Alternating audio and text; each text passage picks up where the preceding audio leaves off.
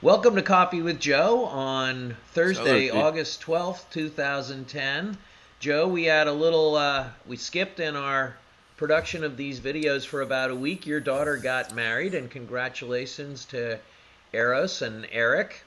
Thank you.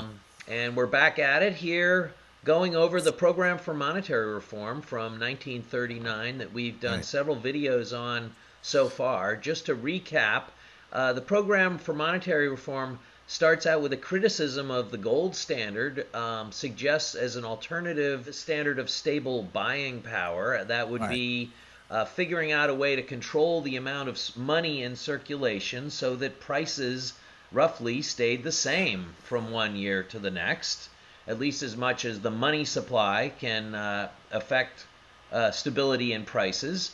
Right. We know that variability in the money supply can certainly affect instability in prices, right? Right. And Right. right now, and then they go on to describe the fractional reserve banking system, which creates money as bank credit, as debt, based on the bank's willingness to lend and the consumer's willingness to borrow. And they describe that that's really not, there's no way to control the money supply. To have a target and meet that target if the banks aren't willing to lend or if consumers are not willing to borrow. And actually, that's a relevant situation right now. Right. The Exactly, banks Pete. aren't willing to lend. Consumers are not willing to borrow. The money supply is decreasing right Having no when the money. economy's in contraction anyway. This is something, Joe, that you've called pro-cyclicality of the debt Right. money system, that the money Yep. supply Exactly. contracts at a time when that would be highly destructive. Right. And Exactly. and so the program for monetary reform suggests repeal of fractional reserve banking and the banks creating money as bank credit, and suggests replacing it with 100% reserve banking in the banks, which effectively takes away the power of money creation from the banks. And then, where does the money come from? Who's going to create the money? And that brings us up to where we are today, which is Section 12 in the Program for Monetary Reform. I've got it on page 19 of the reformatted Right. version that you can Right, find Pete. on our website, economicstability.org, and we'll provide the link for that. Section 12, the government creation of money. Under a 100% requirement, the monetary authority would replace the banks as the manufacturer of our circulating medium. How would that work, Joe? So they've already, postulated some legislative reforms here, the establishment of the monetary authority to determine the amount of money that is going to be into existence, right? That monetary authority being an independent group within the United States government. It would Right. be independent in much the way the Fed talks about being independent of political pressures, right? We don't want Right. politicians using the monetary authority to buy votes, for example, right? Right, right. There have been several proposals for monetary authority, but here the monetary authority primarily determines the amount of money that's going to be in existence. It provides the metrics. They actually even have it, exercising some monetary authority that the Fed's, operation does now. But it doesn't have to be that. Okay, it can be what it would be whatever we decide that it's going to be as we adapt a modern version of this type of a system, Pete. Okay, but to get back to it, the important thing is that they identify as the proper role of government the creation of the nation's quote circulating medium, the nation's supply of money, Pete. And it's really key to have, the concept of the national economy, of having everybody working and having all the factories running and all of that kind of stuff, and general price stability to be something that needs to have a money system that scientifically and economically and mathematically functions to carry out, all of those goal means and goals for having the national economy working. So stepping up with the government's creation of the money supply, then it becomes a question of how to do it, and remembering that this document was written in 1939 and their primary method for them to do it after having established the full reserve banking system, Pete, is to have the government now, in this case, they say the monetary authority, to issue new money and buy, government bonds with it, something like what happens now under our present system with monetizing, the debt. But, it's going to be a whole different thing because why? Because the government's actually going to be creating the money. And I want to say this about that, Pete, that system, rose to the fore at that time because of what was going on with money and banking at that time.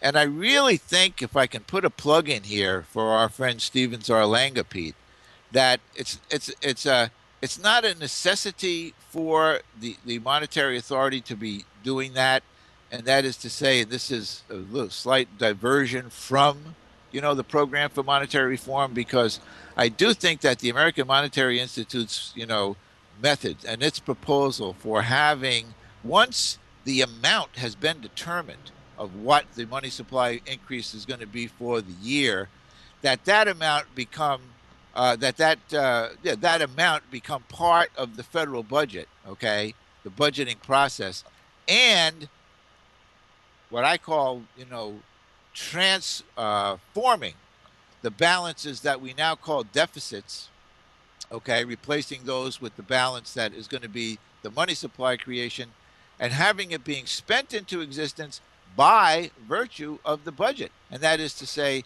by identifying where every dollar of that money is going to be spent in the current fiscal year, then current fiscal year, Pete, okay? And to me, that is a far superior way to carry out that money creation function. The important thing from the program, in my perspective, Pete, is this: they identify the role of government.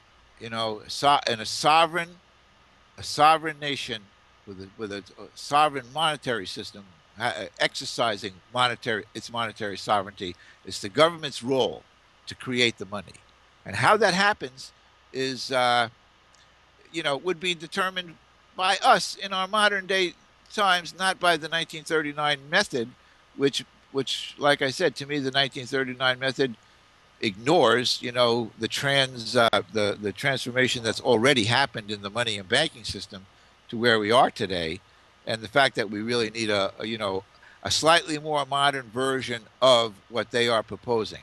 What they're proposing is the government do it. How they're proposing the government do it is okay, but it's not as good as having all of the monies specifically identified in the budget as things. And not to throw too much of the American Monetary Institute's proposals, but a lot of that monies would be basically grants to states, so that states could carry out some of the things that they're losing right now today, Pete, under the money creation process. So, I mean, just to recap, one of the things that the AMI proposal is very clear on is there would be no more government debt. Right. But the program for monetary reform does not clearly state that. I mean, money creation could be used to reduce government debt, but they're still Right. talking about treasury securities in the program there. Right. And Right. And Zarlanga's proposal is very clear that this would eliminate the national debt. The transition would replace the treasury debt that's out there with real money as it matures. as it So matures. it is somewhat of a 30-year transition period. They do talk about reducing the national debt, but they don't talk about eliminating the national debt. I don't think they actually carry it to that end, Pete. Okay, but the means would be virtually the same. The means would be virtually the same there. So, eliminating the national debt, no, that could be a priority for some people. Eliminating the interest that we pay on the national debt, yeah, that should be a priority for some people.